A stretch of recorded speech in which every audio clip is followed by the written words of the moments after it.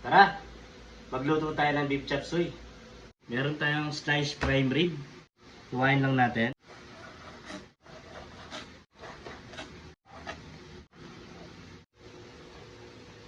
Marinate din natin yung ating beef.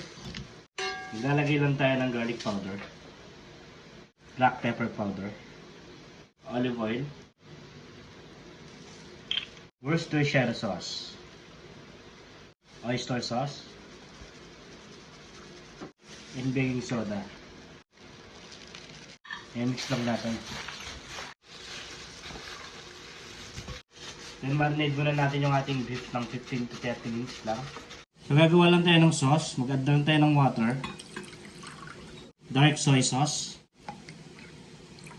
oyster sauce, hoisin sauce, sugar, black pepper, and sesame oil. Haluin lang natin hanggang mag-combine lahat ng nilagay nating ingredients. Lutuin na natin yung ating beef.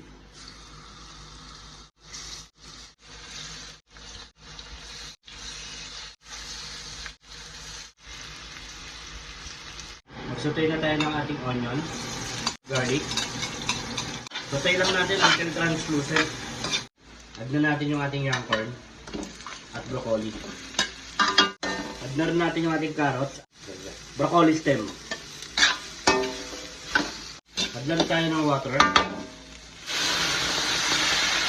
Add na natin yung ating shiitake mushroom,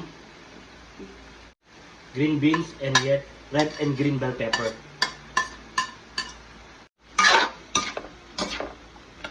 Lagyan lang tayo ng cracked pepper.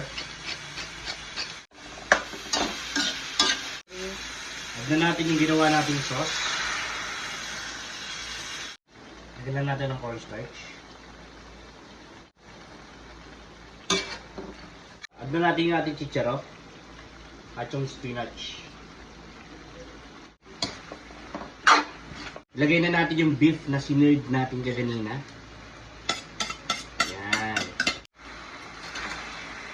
Yan. Luto na yung ating beef chop suey.